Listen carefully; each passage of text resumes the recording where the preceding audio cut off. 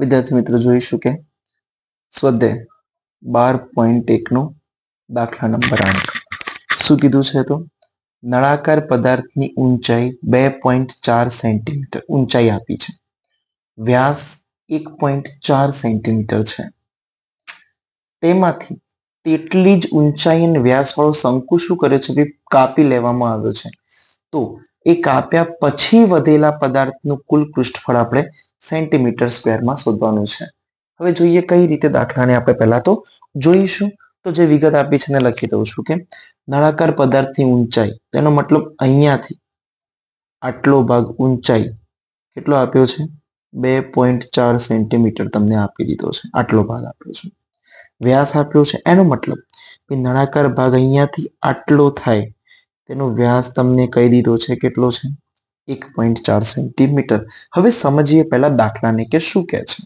તો બાકી વધેલા પદાર્થનું કુલ પૃષ્ઠફળ તો પહેલા લખી દઉં છું આપણી રીતે કે આપણે હંમેશા પાછળથી સ્ટાર્ટ કરીએ છીએ. તો અહીંયાથી સ્ટાર્ટ કરું છું, તો લખું છું કે બાકી વધેલા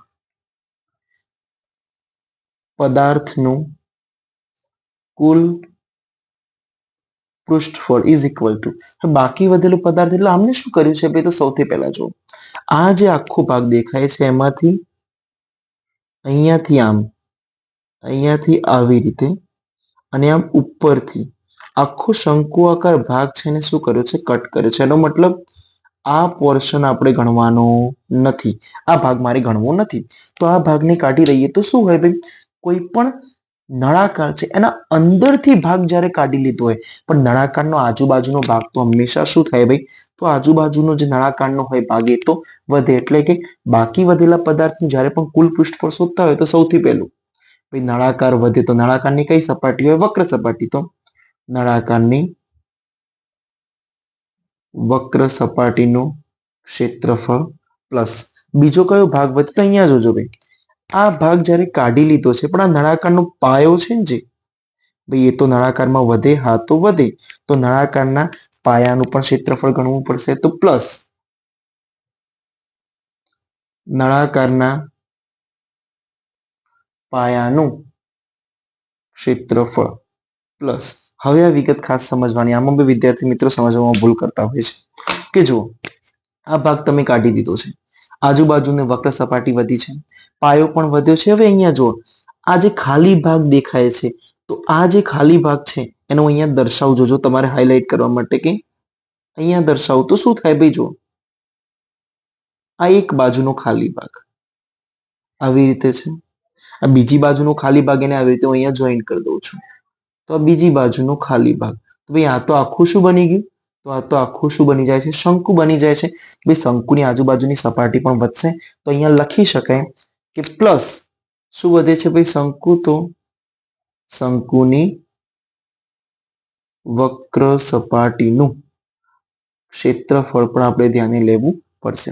ઇઝ ઇક્વલ ટુ જોઈએ તો નળાકારની વક્ર સપાટીનું ક્ષેત્રફળ આપણને ખબર છે 2πrh પ્લસ નળાકારનો પાયો, ભાઈ પાયો કેવો છે વર્તુળાકાર, અને વર્તુળનું ક્ષેત્રફળ શું થાય તો πr² પ્લસ શંકુની વક્ર સપાટીનું ક્ષેત્રફળ, શંકુની વક્ર સપાટીનું ક્ષેત્રફળ થઈ જાય πrl. આ આપણને વિગત મળી ગઈ. હવે આમાં જે વસ્તુ ખૂટે છે પહેલા એ શોધવાનો પ્રયત્ન કરીશું. તો જોઈએ પહેલું નળાકાર માટે ત્રિજ્યા r જોઈશે, તો લખું છું અહીંયા નળાકારની ત્રિજ્યા r બરાબર વ્યાસ આપ્યો છે આખું, તો ત્રિજ્યા બરાબર શું થાય, વ્યાસ ભાગ્યા 2, એનો મતલબ r બરાબર 1.4 ભાગ્યા 2, 14 ભાગ્યા 2 એટલે 7, 1 પોઈન્ટ કાપવાનું તો 0.7, તો અહીંયા 0.7 સેન્ટીમીટર તમને ત્રિજ્યા મળશે.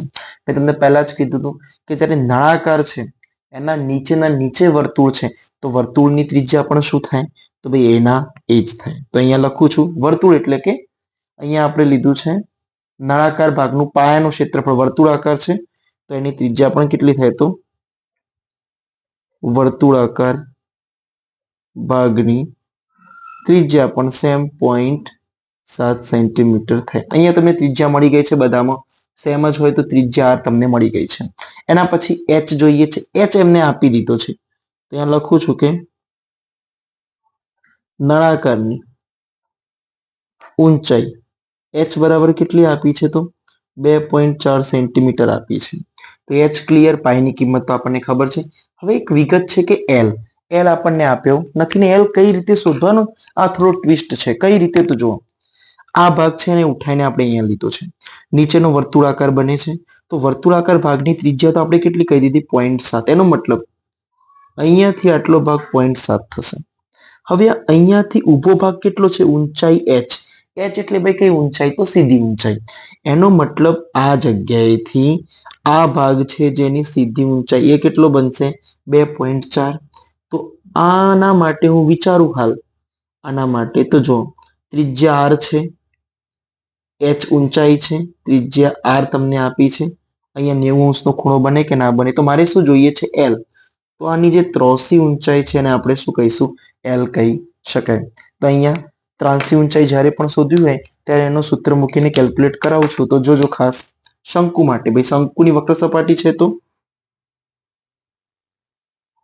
શંકુની ત્રાંસી ઊંચાઈ એલ સ્ક્વેર બરાબર શું થાય ભાઈ?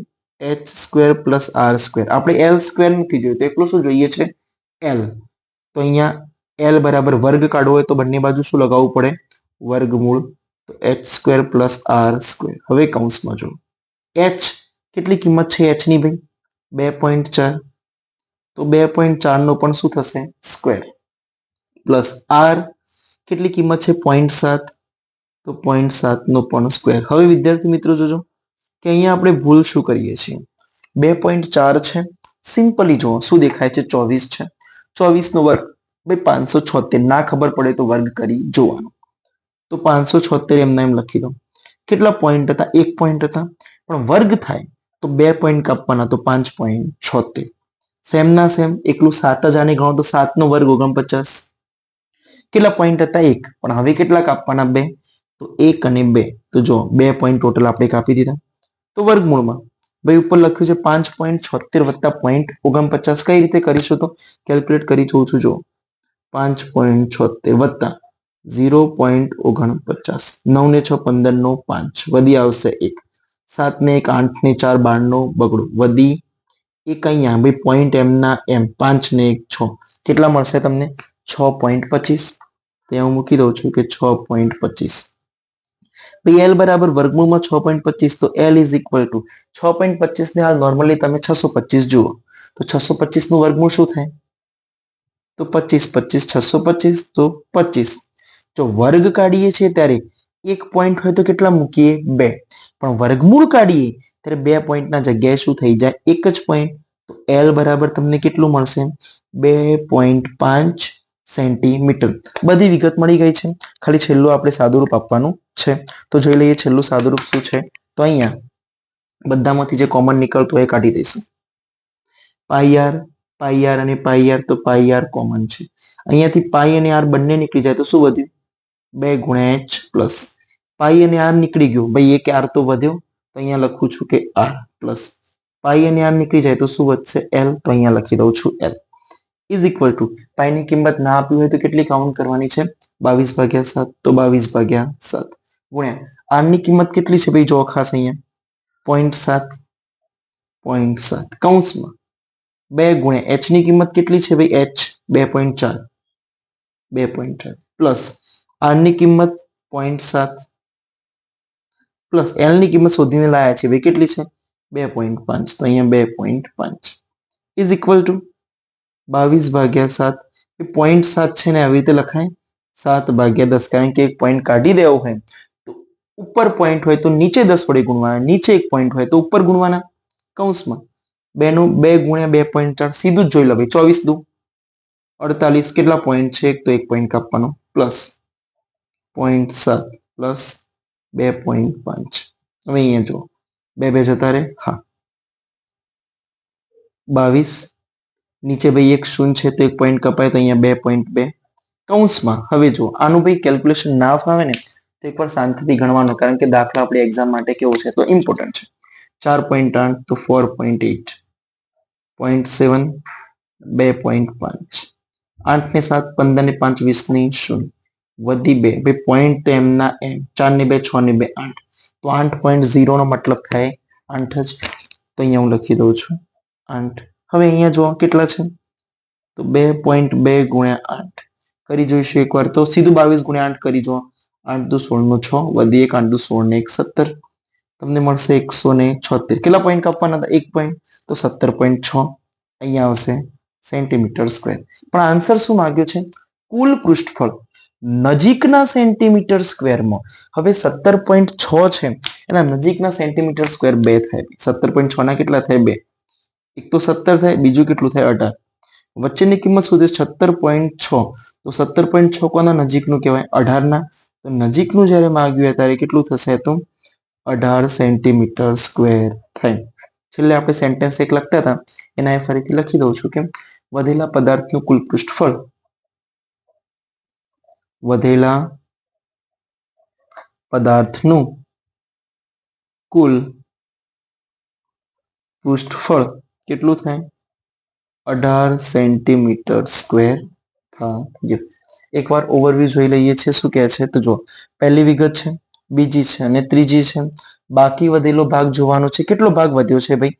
તો આખું હોય એમાંથી નળાકારની વક્ર સપાટી તો વધે જ, પ્લસ ભાઈ પાયો જો વર્તુળાકાર છે તો વર્તુળાકાર પાયો પણ વધે, પ્લસ અડધો ભાગ અને અડધો ભાગ બે અડધા ભાગને મિલાયા તો અહીંયા આપણને શું મળી ગયું? શંકુ. તો ભાઈ શંકુની વક્ર સપાટીનું ક્ષેત્રફળ પણ વધે. જો આ મુદ્દો ફાવી જાય તો કેલ્ક્યુલેશન સીધી કરવાની છે ને એક વસ્તુ એડ કરીશું. ત્રાંસી ઊંચાઈ શોધવાનું સૂત્ર L ની પ્રિપરેશન કરીએ વારંવાર તો આ તમને મળશે 2.5. કિંમત મૂકવાની છે તો નજીકના સેન્ટીમીટરમાં છેલ્લો આન્સર મળશે 18 સેન્ટીમીટરનો સ્ક્વેર.